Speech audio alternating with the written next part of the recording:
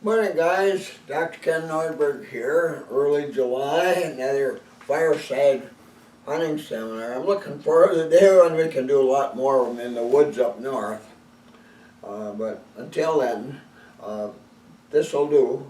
I'm sure you agree. I've got another really interesting seminar for you today. We're showing you how we've combined our considerable knowledge of the area we hunt along with a considerable knowledge about habits and behavior of whitetails, especially older bucks, and considerable knowledge of deer signs, which help us to decide where we're going to hunt next, and all the precautions we take. A lot of precautions we take, and you put those together to hunt older bucks.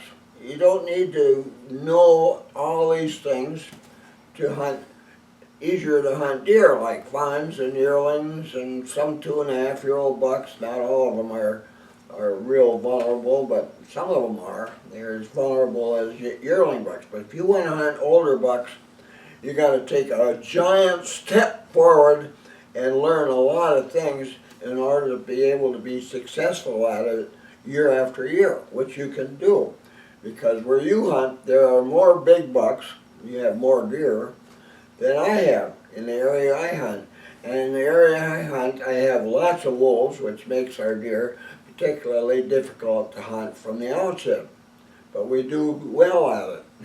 But we love the country, so we hunt there regardless of the difficulty.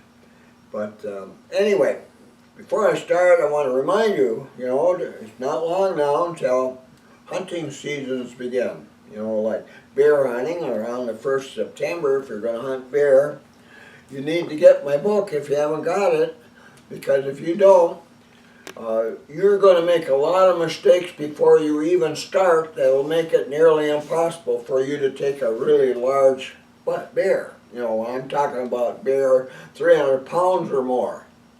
Now, if you want a big bear, if you're hunting, you're going to satisfy take small bears, and the majority of bear hunters do that. They'll take small bears, and they'll call them 300-pounders because they look so big when they saw them up close in the woods. But not many hunters take black bears that weigh 300 pounds or more. So get your book now so you don't make all the mistakes that hunters commonly make when hunting black bears. So get that soon. And that same way with my Whitetail Hunters Almanac 10th edition.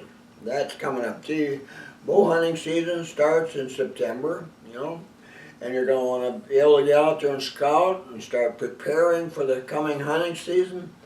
And if you don't have this book, you're not going to prepare properly. It's going to be the same problem. You're going to have the same problem in the woods. You just aren't going to see as many older bucks as you would like to. If you start right, doing scouting, selecting stand sites and things of that sort, and knowing what to look for, what constitutes a mature buck effective stand site, and a bunch of them, not just one. If you don't know about those things, you're not going to do well at taking an older buck. You're going to have to depend on lady luck, and lady luck is pretty stingy when it comes to hunting older bucks, as you well know.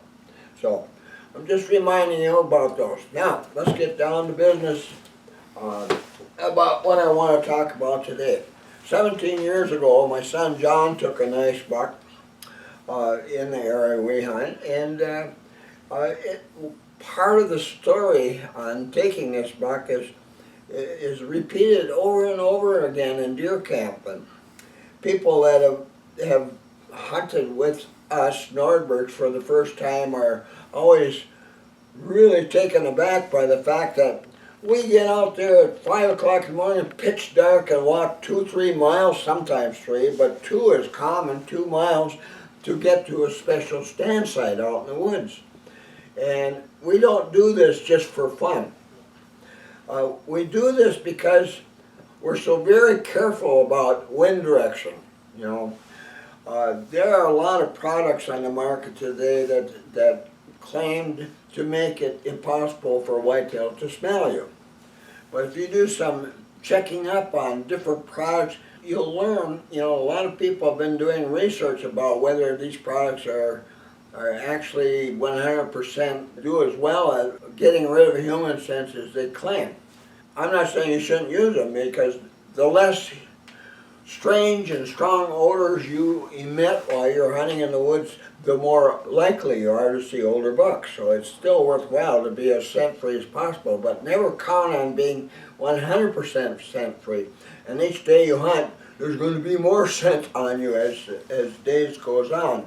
So we've always been really careful about wind direction. And quite often it's because we take long detours to get to the stand site we want to get to without the buck would like to take knowing it. And it's always been worthwhile. I mean, it's worked so well for us so many times that it just doesn't seem possible that we could possibly just walk out behind camp somewhere and take a big buck.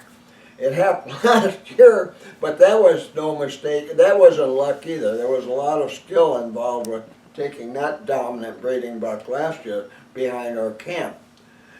But long detours have been almost a rule for us for so many years that we're at the point where we just almost feel like it isn't worthwhile to go through all this work of preparing trails and marking them with fluorescent tacks and all the scouting we do unless we go a long way. It doesn't have to be that way, but this in our camp, wind direction is always number one. The first thing we want to know before we go out every morning to hunt. We want to know what direction the wind is blowing from, and whether it's going to change during the day or not, the direction or the velocity, or if it's going to be over 15 miles an hour. Today, probably after 10 o'clock, most deer will be in their beds where we aren't likely to see them until evening. So, at any rate, wind direction is always really important to us, and it's really paid off. I want you to think about wind direction too, and don't decide you just can't hunt this buck for some, because you can't walk so far in the woods in the dark to get to a stand site that where in a way that buck isn't going to smell you getting there. This is always so worthwhile to do. So we're going to go over that. Another thing about buck smelling you, there's so many ways that we hunt. A lot of hunters hunt nowadays, and we don't do that anymore. But because they feel like they can be up in a stand and they can use different sprays to get rid of odors that downwind deer just can't smell them, and so they're kind of careless about getting to stand sites because of that, which isn't good. We're never careless about that. What we do the first precaution we want to take is make sure that we're not being careless about wind direction. And then they'll get out there and then they'll put out doe and estrus or doe and heat buck lure scent. Put that out there too. But there's a difference there. I'm not saying you shouldn't use it, but if you use it properly, you can get some success in hunting older bucks. But it's not something easy. But just think about it now. When a buck is downwind of your source of lure scent, what does it smell? Well, it's smelling doe urine that's been collected from does in heat in an enclosed building, big barns, and they can adjust the ratio of darkness to sunlight year-round. And cause those does living in that building to go into estrus, to go into heat every month, year-round. And they've got to figure it out just when they're going to be in heat, and it's easy enough to check. You put a buck close to one of those does when it's in heat, it's going to react like that doe's in heat. So, but anyway, at any rate, they collect this urine from these does, and not all does have estrus on the same day. I can imagine they have, these does are always in estrus on such and such a day of the month, and they have those, and these are on another day in that month, and those are another day in that month. And they probably have quite a system of pipes underneath their pens so that all this urine that is collected from the does and go to the central places, and they probably have big containers full of doe and estrus lure scent that they collect that way. So you put it in bottles and you buy it and you take it out in the woods and you use it one way or another. Now, what do they smell? They smell doe urine containing estrus, the pheromone that indicates they're in estrus or in heat, which attracts bucks, or theoretically it should. Now, what if it's a real doe instead of something from a bottle that you bought?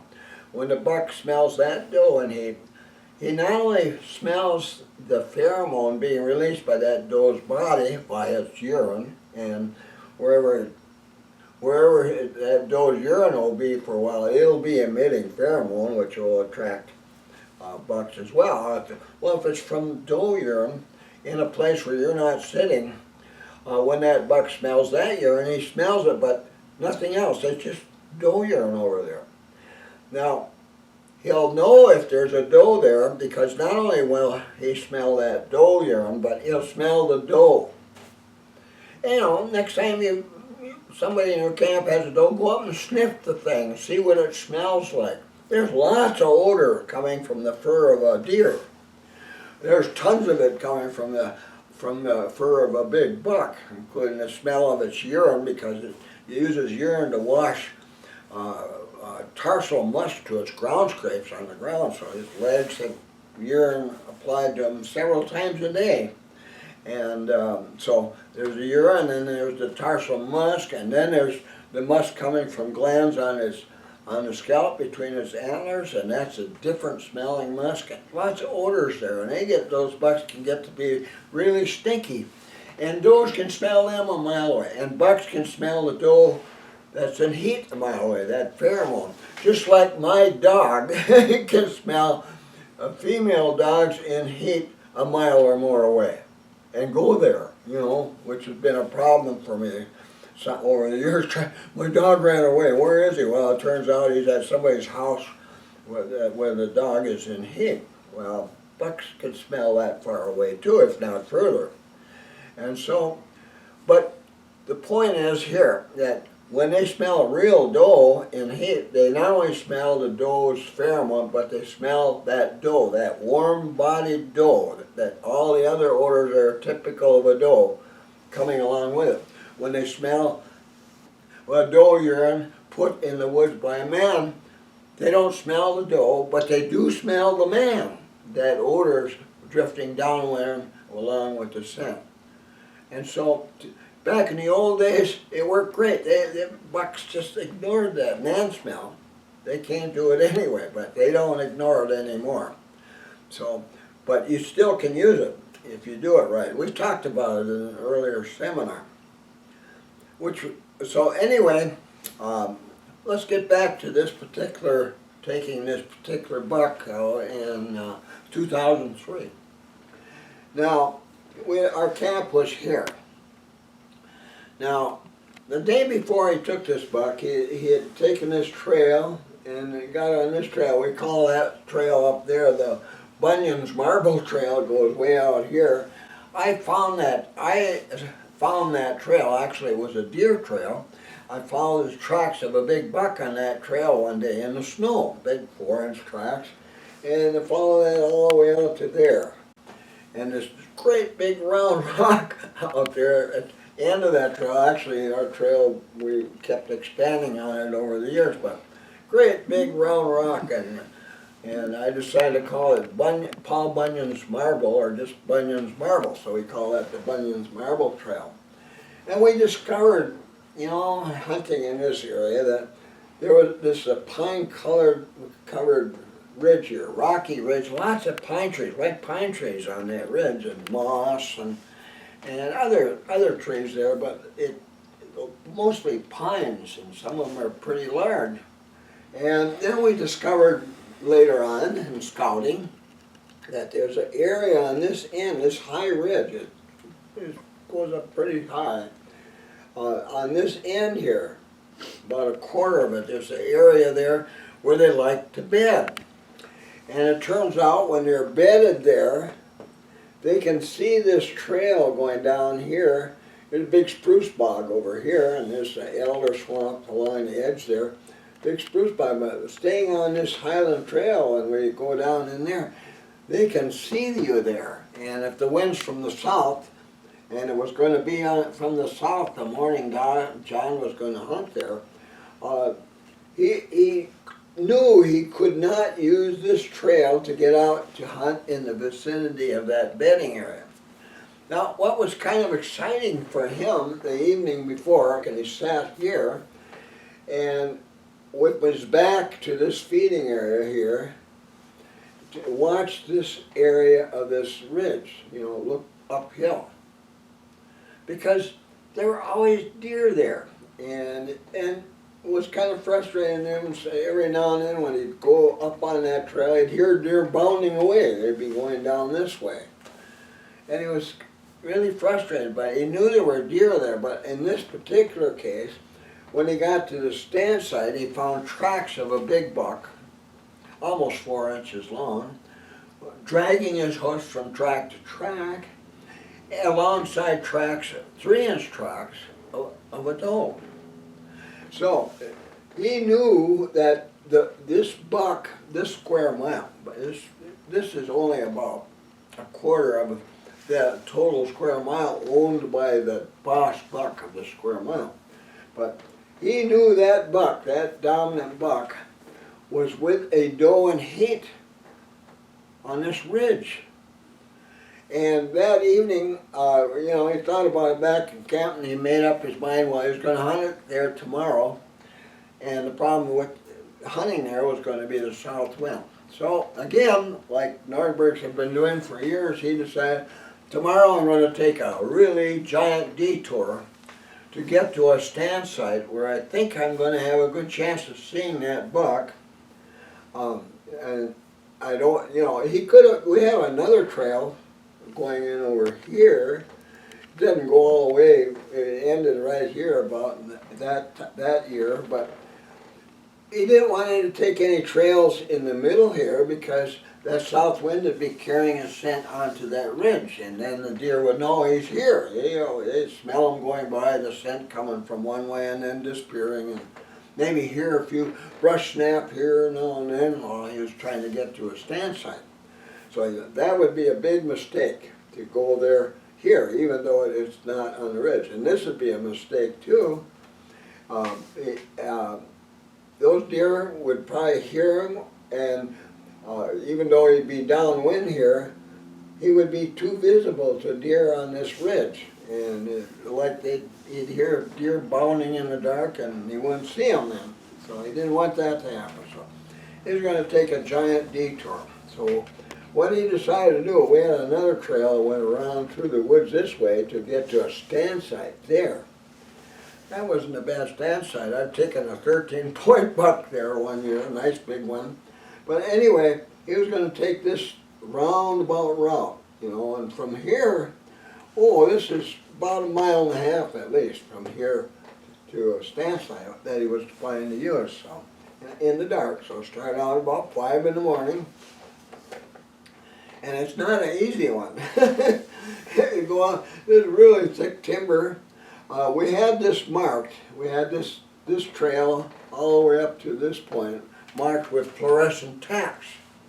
We had to go through the woods and a little highland here, and then you had to go down into an elder swamp, and then you come up on this ridge, and there's a round rock there, and go around that, and then this another elder swamp with a lot of water here.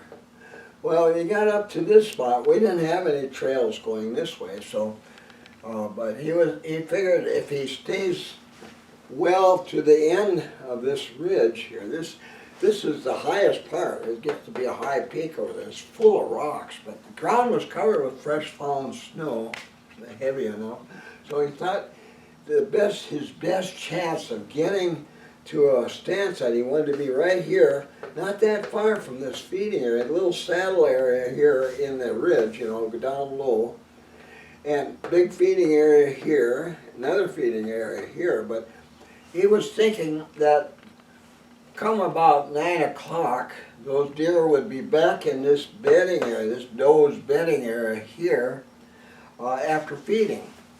And because most breeding goes on in the bedding areas of does and heap. You know, they'll breed 3-4 times in a day while they're there. And when they do, the doe will get up, she'll bed in between times, but she'll get up, and they'll walk around, move around that quite a bit. We've been through this many times with this deer, and he thought if he could get to that spot there, just but maybe 20 yards away from this end of this bedding area, he'd have a good chance of seeing those deer.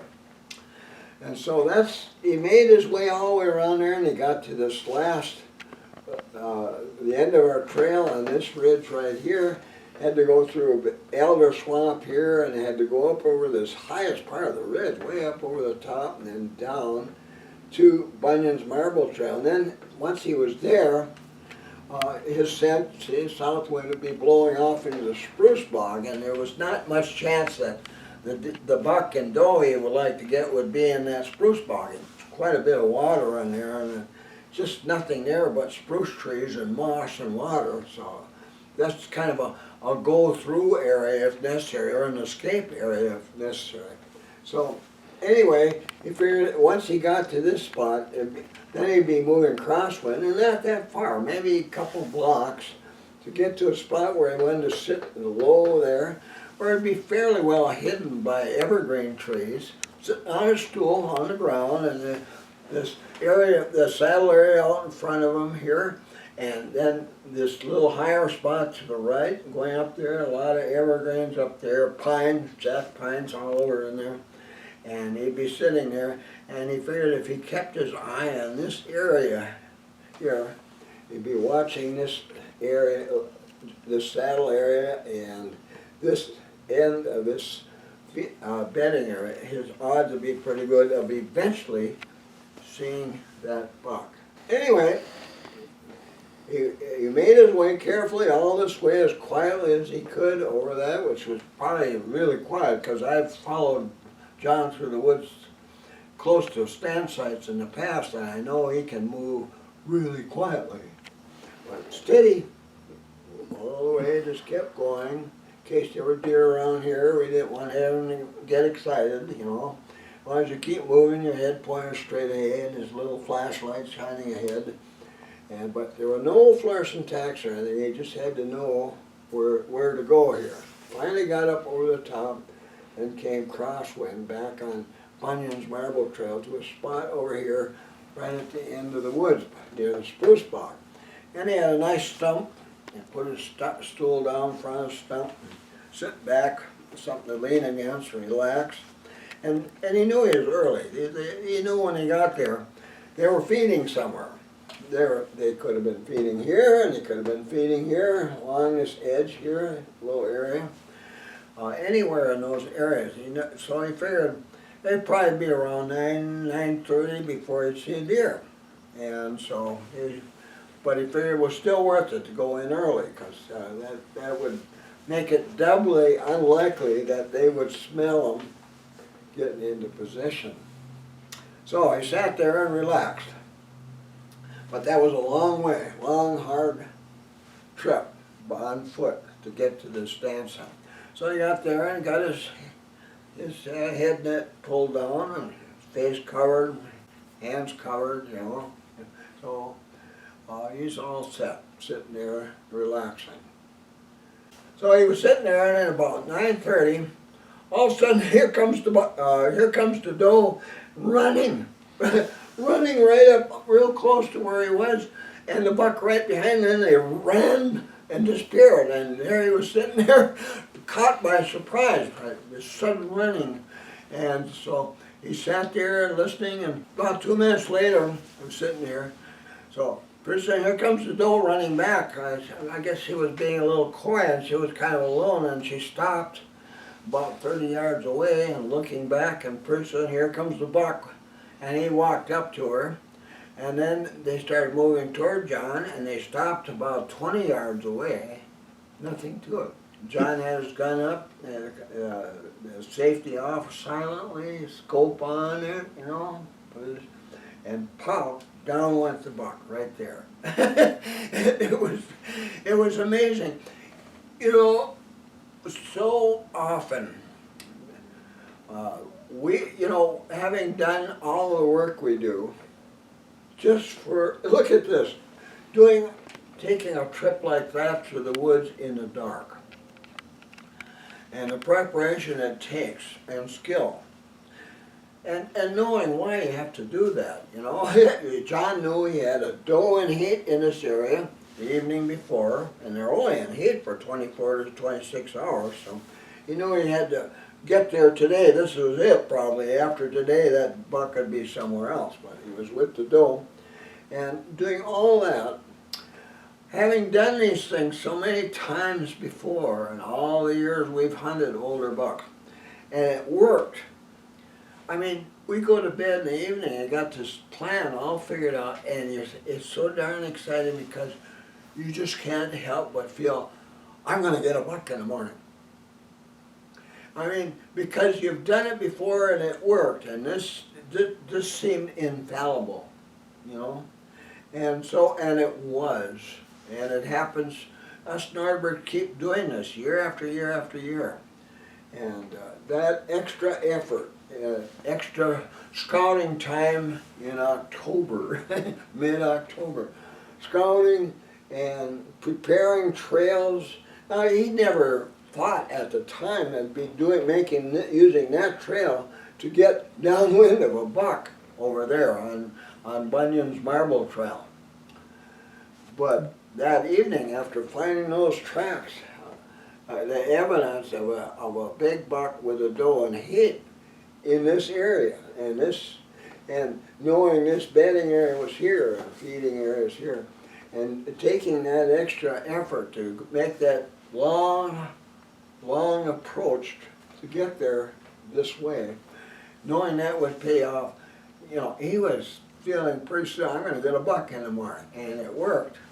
So yeah, all this, well, he didn't have a trail here, but he scouted this area.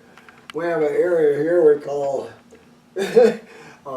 Horseshoe Valley, and that's been kind of a good spot to hunt bucks in the previous years. So we knew that, and so he kind of knew where he was going here in the dark. So, but anyway, yeah, it would have been so much easier to just go in here, but it wouldn't have worked. He would no way there's no way he could have taken that buck there if he had gone in this way. And we knew that. So, but he knew, you know, the deer would be moving around now and then in that bedding area during the day, and he caught them in their first movement. Maybe they just got there, you know. And maybe that doe wasn't quite sure she wanted to be bred yet, so, but he was chasing her. But then she didn't run out of the cut. She was being kind of coy about this, waiting for him. Here he came finally after that 2-minute interval while they disappeared. And so knowing whitetail habits and behavior, especially during the rut or while breeding was going on, it all came together to be able to take that buck. So what I'm trying to impress you with is that when you go out there to prepare for hunting whitetails, you don't expect easy routes to probable stand sites to pay off all the time. In fact, they don't pay off hardly at all because easy routes are taken advantage of by deer. You know, we've been, by that year, we had been hunting in that area for 13 years, which means every single buck, 2.5 to 6.5. Well, I shot a 7.5-year-old over here, but 7.5s are rare. They usually die in their 7th winter. So anyway, every single buck living in this area and surrounding areas knew us Nordbergs. They knew which trails we like to use, and they took advantage of that knowledge. Like last year, we had a doe and her young bedding only 75 yards from her tent. The safest place in the woods for her to bed. If we didn't know that's where she was bedding, and she could watch her and hear our movements during anytime we were close to camp or going to stand sites somewhere. Couldn't have a safer place to bed. Deer do that. You know, it might be hard for you to imagine whitetails can be that smart. And if you don't think they're that smart, that's part of your problem if you're not taking big bucks often. Because they are, I am so impressed by how intelligent, what good sense. You know, I've often said whitetails don't do anything that is not sensible. I mean, if I was a buck, these are things I would certainly do while there's hunters in the woods. Well, they think that way too, and they're very intelligent animals, and it's the reason big bucks get to be big bucks. You know, they've been around you since they were fawns. Those bucks, growing up and getting to be bigger and bigger, and each year they become even more, they know even more about you, more ways to stay away from you. As soon as they realize you're in the woods every year, you know, like in our case, early November, as soon as they, oh, he's here, I smell him in the wind, or I hear him, oh, they're making their camp, I hear them sawing and chopping wood. That means those Nordbergs, they don't know our name, of course, but those hunters are here now. So we got to be kind of careful now here in the future.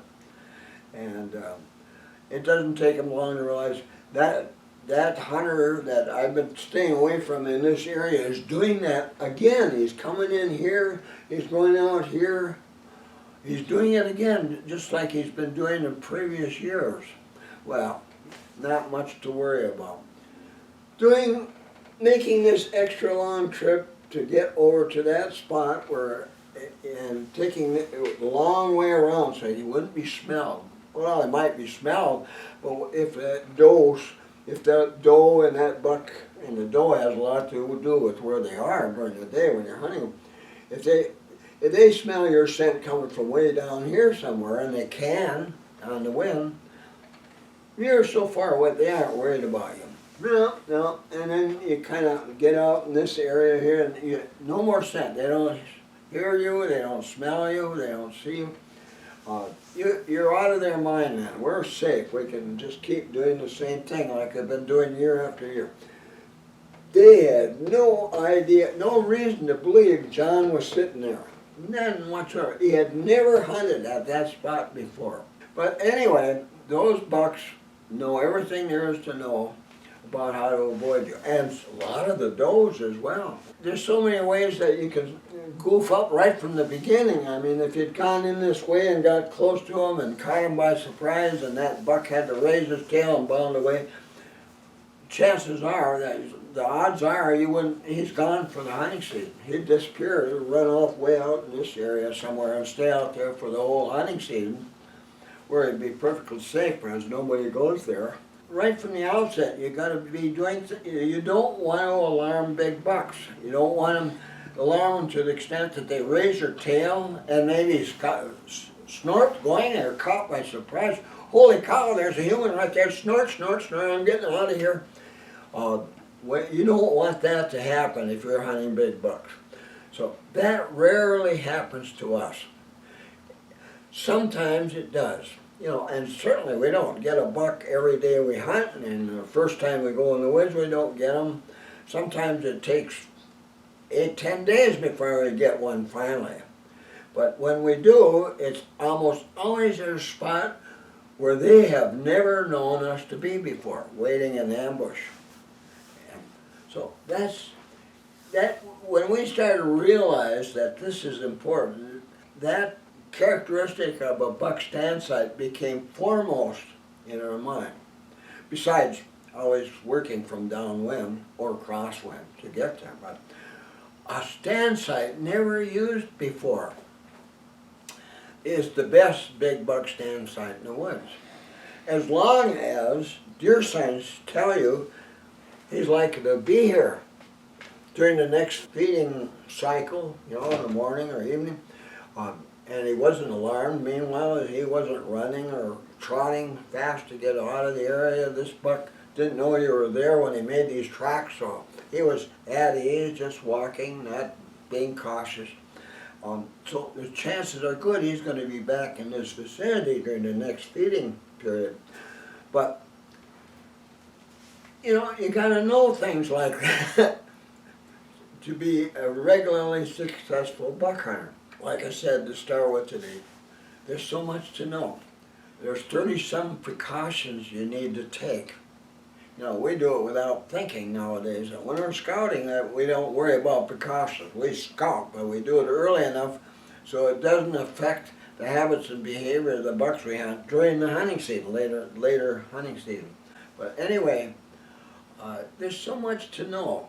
And so if you want to take a big buck this year, bone up on real truthful knowledge of whitetails. During the 5 phases of the rut, which one of them or 2 of them will be in progress while you're hunting this year, believe it or not. There's breeding-related behavior in big bucks starts September 1st and goes all the way into the first week in January. All through that period.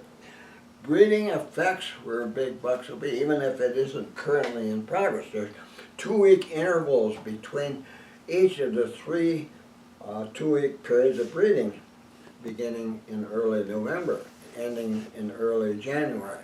Long period. It's not just something that happens for 2 weeks during the year, one time. This happens 3 times.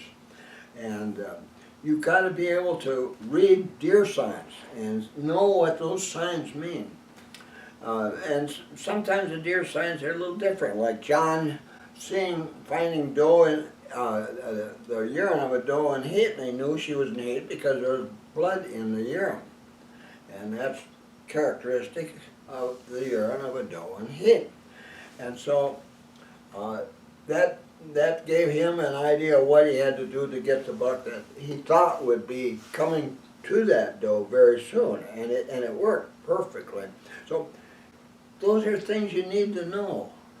You can't just go out in the woods and pick a spot and say, oh, I like it here, especially if you can see way over there and way over there, and put a stand up there, sit there all deer season and expect to take a big buck. That is so unlikely to work.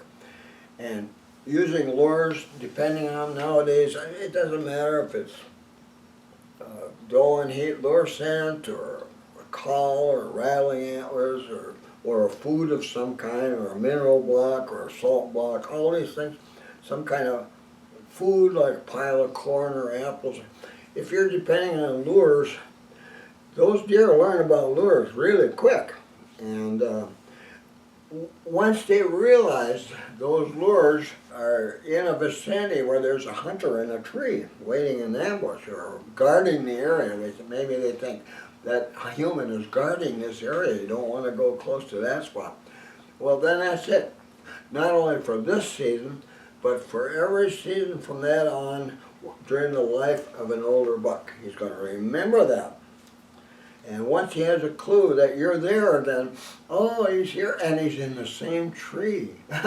This will make it easy. I can live normal life in this area, and as long as I keep a safe distance and out of sight of that tree during the hunting season coming.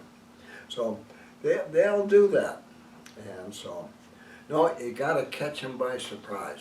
And there's several ways to do it. We use 6 different hunting methods. Sometimes I think there's 7 or 8 of them when I think about it. So we're constantly making it difficult for them to adjust to anything we do. And what really does it is changing stand sites every half day. And you think about it, that's a lot of stand sites. But the majority of the stand sites we use, a lot of them we only discover minutes before we decide, oh, I gotta stop here. I was gonna go over to this feeding over here and sit there, but no, I gotta be here for some reason. It's gotta be a strong reason. I'm gonna sit here. And let's see, I'm gonna sit over there. And just that quick, we'll pick a stand site in the dark and go sit there and take a buck an hour or two later at that spot. But when we pick out stand sites on the ground, they're not capsules on the ground. We don't have to have a glorified blind of some kind. Sometimes all it takes is a little evergreen to sit behind, or deep grass, or a hillside with rocks and small evergreens all around you, or maybe red oak, young red oak trees, which provide really good cover. But and having good camel, and especially wearing a camel head net and gloves, so that no skin is showing, and get comfortable and lean against a tree or get behind the tree or behind a boulder, in front of a boulder, places like that. Things that break up your outline, you know. If you're sitting alone, you look like a human. But if you're sitting in front of or behind or in front of, behind or one side of a tree, you look like you're part of the boulder of the tree or whatever. So, and if the only thing visible is your head and you got camel head net on, you aren't going to look like a human at all. That looks more like a grouse or something like that there in the woods. So nothing to worry about. And if sitting real still, they won't even notice it anyway. So that's a talent too, using natural, unaltered cover to hide yourself at ground level. And there's so many places compared to good trees to use at good sites. And there's so much more work to using trees. We use tree stands on opening weekend, and rarely during the week. Most of our stands, starting on day 3, are at ground level. And we do really well at taking older bucks because we do that. John was scouting, you know, he looked this area over. You know, he had that bedding area in mind when he was thinking about it. And he was on the Bunyan's marble trail there. And but he noticed that little stump in there, and he noticed this little evergreens out in front of it all the way around, and that spruce bog behind it. You know, the cover behind you is important too. You know, if you're in a tree and you don't have cover behind you, you know, good solid cover, your human outline is going to be black and clearly human and easily spotted when it moves up in a tree. You want cover up there too. It's hard to get. Ideal trees give you ideal cover at ideal spots, but on the ground, it's stuff all over the place. But you want good solid cover behind you so your outline of your human body isn't clearly visible in the background. If there's sky behind you, you know, if you're sitting on the top of a ridge so you're skylighted, that's not good. You want to be down a little bit rather than right on top. And if you can find a spot where, boy, thick tree trunks or brush or evergreen trees like that spruce bag behind you, that makes your silhouette almost invisible to whitetail as long as it isn't moving. But you get cover in front of you, and don't worry about not being able to see way over there and way over there. That's when you're hunting big bucks. That's zero for the best kind of stand site for taking big bucks. You do it right, you're going to take all your bucks within 30 to 50 yards of where you're sitting. And so in the meanwhile, you don't need to be able to see way over there or way over there. You can be at the right place at the right time. That's not a magical thing. If you know everything you need to know about why that buck should show up near that spot. You won't always be right, and the buck might change his mind because all of a sudden this doe is not in heat anymore, and he smells one way over there. I'm going to go over there with that one now, and so you might not see anything during that half day of hunting. So expect that. But the more you have a good reason for believing he's going to be there, the more big bucks you're going to see, and that's about the only way you're going to be able to see big bucks every day, unless they're fenced in. Now, you're going to see some pictures here of John, where he's hunted, where he's sat. You know, all people are always asking me, I would like to know more about what it looks like where you sit in the woods, you know, so how we make use of natural cover. You see the nice buck he got in that long route in the dark in the morning really paid off. All the work that went into that. It wasn't just luck, just walking out in the woods and sitting down and taking a deer. None of us do that. There's nothing I hate worse than not having a reason, a good reason for sitting in a certain spot where I think I can take a big buck. If there are cracks and droppings or just made ground scrape there, I don't want to be there. I want signs that tell me I can expect to see that buck there, and he wasn't alarmed when he made those signs. You know, and I want to have a reason why I suspect he's going to be back here tomorrow. Maybe it's a feeding spot or something else, but you've got to have a reason. And keep in mind, there's a ton of deer trails out in the woods. And most of them are made by does and they're young, and bucks use them. And the trails they use to their advantage. They give them good cover, and if it's the wind direction is such, they want to be able to approach a feeding area from downwind, then they'll leave from on the upwind end. And then they'll come back in the evening. Now, if you're not thinking about that, and you go to that, follow that buck trail, right to the edge of this feeding area, and that, oh boy, this is where I'm going to sit, and you sit there, and you can't expect to see the buck there, because you know why? You got all kinds of fresh trail scent behind you that leads right to the spot, and if they come from downwind, they're going to get that every time. They're going to get the airborne scent coming from your body every time.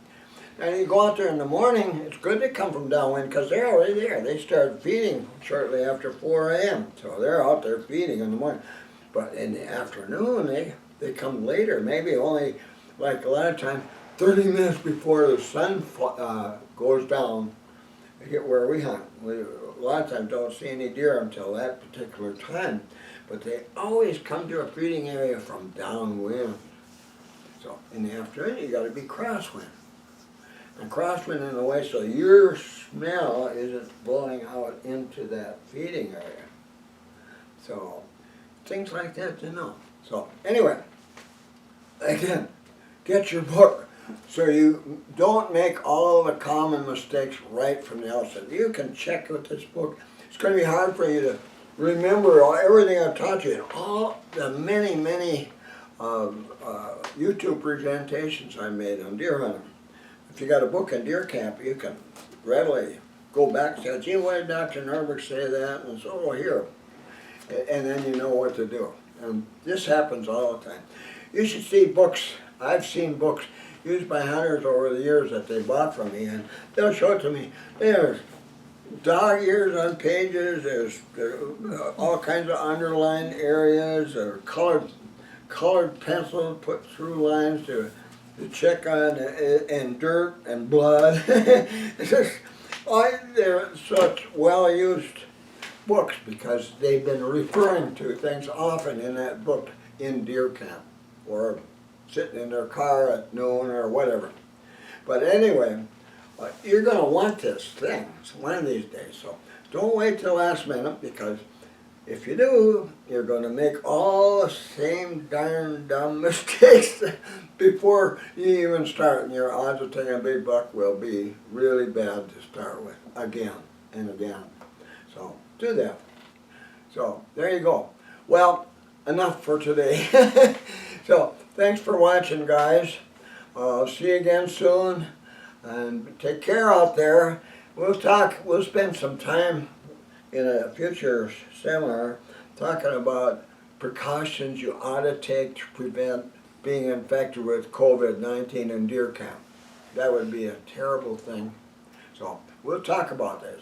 Lots you can do, really. So, yeah, and remember, subscribe. You know, it costs nothing. It's just good for you. And then hit that button with the thumbs up if you don't mind. I'm sure you enjoyed what you learned here today, and because that's important to my future as a speaker here on YouTube. So do that, and thank you very much for doing that. With that, bye now, and have a good time. Be sure to visit my website. Here's the link. Here you'll find links to my blog posts, my Twitter account, my YouTube account, my Amazon store with links to my ebooks, my son's eBay store, a money saver if you're ordering from Canada or other countries, my website bookstore, and much more.